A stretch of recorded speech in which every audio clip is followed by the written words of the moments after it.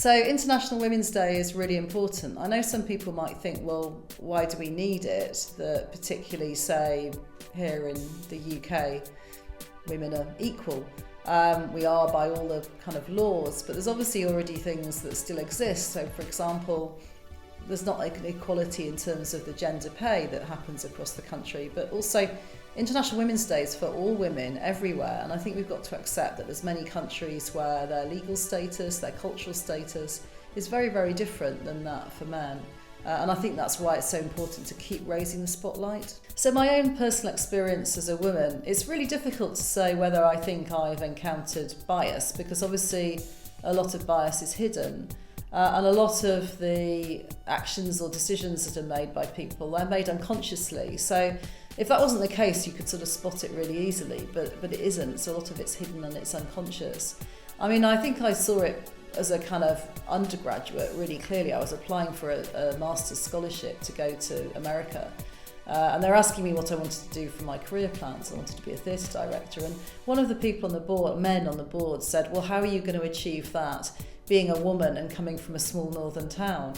And I said, well, I don't see why that should be a handicap. And an elderly woman on the panel shouted, good for you, and nor should you. But so there were times, I guess, in my life where I thought, gosh, it's out there, that's really blatant. But other times where you're just not so clear about it. And there may well be things that people say to me in a particular way. And I kind of think, would you do that if I was a male Vice Chancellor? So there's the odd sort of type of thing that goes on around that. But to say it's very difficult to track some of this.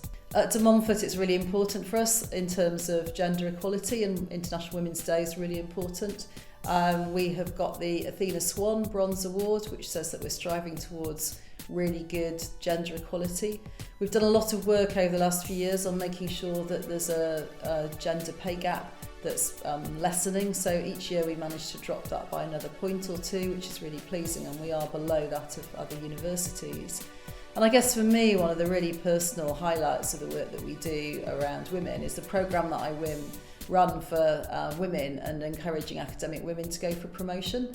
And it's aimed at associate professors to try to get them over the next few years of their career to become professors. And that's always for me a great time of the year. I do 3 workshops with a cohort of between sort of 10 and 12 women. And it's been great to see that some of those from the last couple of cohorts have already been promoted to professor.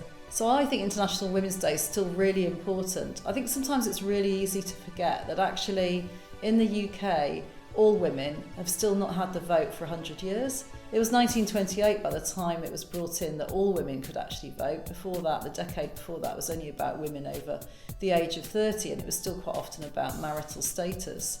So when you think about it in that term, it hasn't been an awful long time since we changed things. There's still lots of other pockets of the world that need to see change. But sometimes perhaps we go, oh, well, why isn't the rest of the world already in this place? Well, it took us a long time to get there. It takes others the same time, I guess, as well. But it's why we've got to keep showing this under a spotlight.